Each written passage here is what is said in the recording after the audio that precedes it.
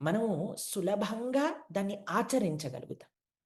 అందుకు ఇక్కడ భగవంతుడు యొక్క తత్వం ఏమిటి? భగవంతుడు అన్నిటికి మూలము అని ఎందుకు చెప్తున్నారంటే, అది కానీ మన మనసులోకొచ్చిందనుకోండి, భగవంతుడి పట్ల మనస్సు పెట్టటం అనేది చాలా, చాలా, చాలా, చాలా సులభమైపోతుంది. ఇది చాలా గొప్ప విషయం అండి. దాని తర్వాత ఇక్కడ మీరు చూద్దాం ఒకసారి 4-6 శ్లోకాలలో ఏమంటున్నారు చదువుదాం ఒకసారి. बुद्धिर्ज्ञानमसम्मोहः क्षमा सत्यं दमः शमः सुखं दुःखं भवो भावो भयं चाभयमेव च अहिंसा समता तुष्टिस्तपोदानं यशो यशः भवन्ति भावा भूतानां मत्त एव पृथग्विधाः బుద్ధి, జ్ఞానము, సందేహము, మోహము లేకపోవడము, క్షమాగుణము, సత్యసంధత, ఇంద్రియ నిగ్రహము, మనోనిగ్రహము, సుఖదుఃఖాలు, జన్మము, మృత్యువు, భయము, భయరాహిత్యము, అహింస, సమభావము, సంతుష్టి, తపస్సు, దానము, యశస్సు, అపకీర్తి మున్నగు జీవుల ఈ వివిధ గుణాలు నా చేతనే సృష్టించబడినాయి. महर्षयः सप्त पूर्वे चत्वारो मनवस्तथा मद्भावा मानसा जाता येषां लोक इमाः प्रजाः సప్త మహర్షులు వారికి ముందు ఇతర నలుగురు మహర్షులు మనువులు మానవుల పూర్వీకులు నా మనస్సు నుండి జన్మించి నా నుండే వచ్చారు. వివిధ లోకాలలో నిండినట్టి జీవులందరూ వారి నుండి జన్మించారు.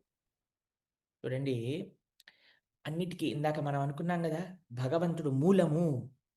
సోర్స్ ఆఫ్ ఎవ్రీథింగ్ అన్నీ భగవంతుడి నుంచే వచ్చాయి.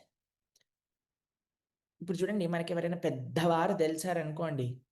పెద్దవారున్నారు అండి. కానీ మీకో విషయం తెలుసా? ఆ పెద్దాయన మీకు రిలేషన్ అండి. అనంగానే అవునా? మాకు తెలీదే. ఎక్కడ ఒకసారి మాట్లాడొచ్చా వారితో పాటు? ఒకసారి కలుద్దాం, ఒకసారి మాట్లాడదాం అని అనిపిస్తది. అవును కదండీ! కాబట్టి ఒక గొప్పతనం తెలుసుకున్నప్పుడు నేచురల్‌గా వాళ్ళతోటి సంబంధం పెట్టుకోవాలి అని మనకి ఒక ఆశ వస్తుందనమాట. అందుకు భగవంతుడు తన యొక్క గొప్పతనాన్ని ఇక్కడ ప్రస్తావన చేస్తున్నారనమాట. మీరు చూడండి చాలా సార్లు భక్తి అంటే వై అండ్ వాట్ మన ధర్మాన్ని ఆచరించేటప్పుడు వై, వాట్ అండ్ హౌ ఈ 3 చాలా ఇంపార్టెంట్ అండి. ఎందుకు చేస్తున్నా? ఎలా చెయ్యాలి?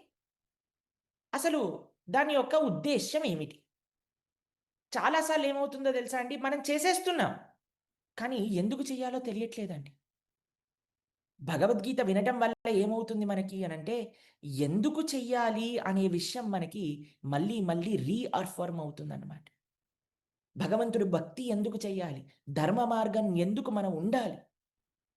ఒకసారి ఒక కథ చెప్తాను. మీకేమైందట, ఒక కూతురు పెళ్లి చేస్తుందటండి ఒక ఆవిడ. చాలా ఘనంగా ఏర్పాట్లన్నీ చేశారట. ఇప్పుడు ఇంట్లో పెళ్లి అంటే రకరకాల స్వీట్లు, మిఠాయిలు తర్వాత మంచి మంచి ఐటెమ్స్ అన్నీ కూడా చేస్తారు కదండీ! అయితే మొత్తం చేసి ఇలా హాల్‌లో అంతా పరిచిపెట్టారటండి. ఒక పిల్లి వచ్చి అక్కడుండే మిఠాయిల్ని తింటున్నదట అండి. ఒకసారి "ఏయ్! చూప్ పిల్లి" అని అన్నదట. బయటికెళ్ళి అందరిని ఫంక్షన్‌లో ఉండే వాళ్ళందరిని అటెండ్ అయ్యి లోపలికొచ్చేసరికి మళ్ళీ ఆ పిల్లొచ్చి తింటుందట. చాలా ఏం చేయాలబ్బా!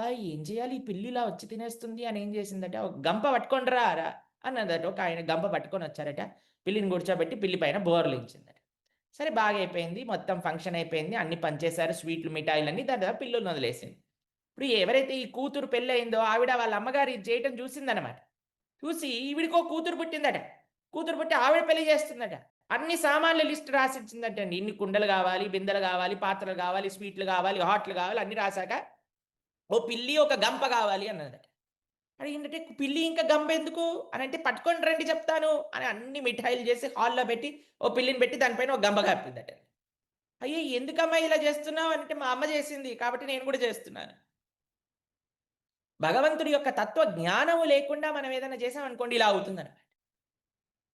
కాబట్టి భగవద్గీత ఏం చేస్తుంది మనకి అంటే క్లారిటీ ఇస్తుందనమాట. ఎట్లా మనం భగవంతుడి యొక్క భక్తిని ఎందుకు ఆచరించాలి? ఆ! భగవంతుడి యొక్క తత్వం ఏమిటి? ఆ తత్వము తెలుసుకొని మనం ఆయనను ప్రేమించగలిగితే ఇంకెంత గొప్పగా ఉంటుంది. 7వ శ్లోకం ఒకసారి ఆహ్, చదువుదాం. దాని తర్వాత అర్థం తెలుసుకునే ప్రయత్నం చేద్దాం. ఏతాం విభూతిం యోగం చ మమ యో వేత్తి తత్వతః సోవికల్పేన యోగేన యుజ్యతే నాత్ర సంశయః. నా ఈ విభూతులను యోగశక్తిని యథార్థముగా తెలిసినవాడు విశుద్ధ భక్తిలో నెలకొంటాడు. ఇందులో ఎటువంటి సందేహము లేదు. విశుద్ధ భక్తిలో నెలకొంటారటండి ఎవరికైతే ఈ యోగము గురించి తెలుస్తూ ఉన్నదో అని స్వామి మనకి ఉపదేశం చేస్తూ ఇప్పుడు అత్యంత ముఖ్యమైన భాగానికి మనం చేరుకున్నాం ఈ అధ్యాయంలో. చతుశ్లోకి భగవద్గీత. ఇది గీత యొక్క సారాంశం మొత్తం కూడా ఇందులో ఉన్నదండి. కాబట్టి చాలా జాగ్రత్తగా మనం ఈ శ్లోకాలు చదువుకోవటం, ఆ శ్లోకాల్లో ఉండే తత్వాలన్నీ కూడా చాలా నిగూఢమైన తత్వములు ఉంటాయి. అన్నిటినీ కూడా నీట్‌గా నోట్ డౌన్ చేసుకోండి. మేము భావిస్తున్నాం మీ దగ్గర పెన్ను, పేపర్ ఉన్నట్టు, ఒక పుస్తకం పెట్టుకొని మీరు అన్నీ రాసుకుంటున్నట్టు. నిన్న మనం చెప్పుకున్న ఎవరైతే ఈ 18 రోజులు గీత నోట్స్‌ని నీట్‌గా ప్రజెంటేషన్స్ రూపంలో, పీపీటీ రూపంలో, ఆర్ట్ రూపంలో, వీడియో రూపంలో ఎంత క్రియేటివ్‌గా వీలైతే అంత క్రియేటివ్‌గా ఎవరైతే తయారు చేసి మనకు పంపిస్తారో వారికి జన్మాష్టమికి ముందు 3 బహుమతులు, చాలా చక్కటి బహుమతులు ఇవ్వాలి అనే ఒక సంకల్పం మనకున్నది.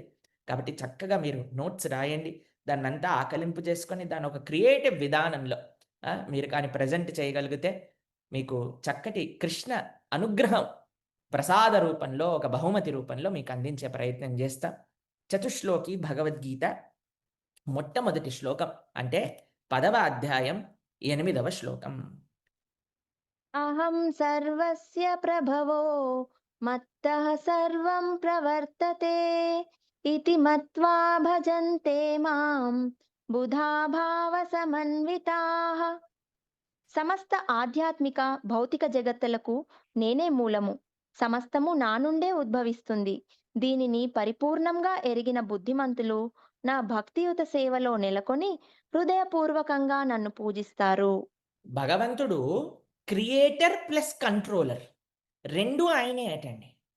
ఎవరైతే ఈ విషయాన్ని తెలుసుకుంటారో బుధా భావ అంటే బుద్ధికి సంబంధించింది. అంటే భక్తి అంటే ఏంటో తెలుసా అండి?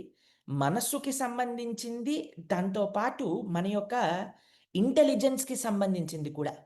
హెడ్ ప్లస్ హార్ట్ ఈ 2 కలిపితే భక్తి. ఇంటెలిజెన్స్‌తో మనం భగవత్ తత్వాన్ని అర్థం చేసుకుంటాం. మన హృదయంతో భగవంతుడి పట్ల భావనలు పెంపొందించుకుంటాం. కాబట్టి ఫస్ట్ మనం భగవంతుడి పట్ల అట్రాక్ట్ అవ్వటం అనేది ముఖ్యమండి. అట్రాక్షన్. అట్రాక్షన్ ఏం చేస్తుందట? మనకి డివోషన్ ఇస్తుంది. దాంతో పాటు మనకి ట్రాన్స్‌ఫర్మేషన్ కూడా చేస్తుందండి. దేనికి సంబంధించిన అట్రాక్షన్ ఎలా వస్తుంది? జ్ఞానానికి సంబంధించి. జ్ఞానము కేవలం ఇన్ఫర్మేషన్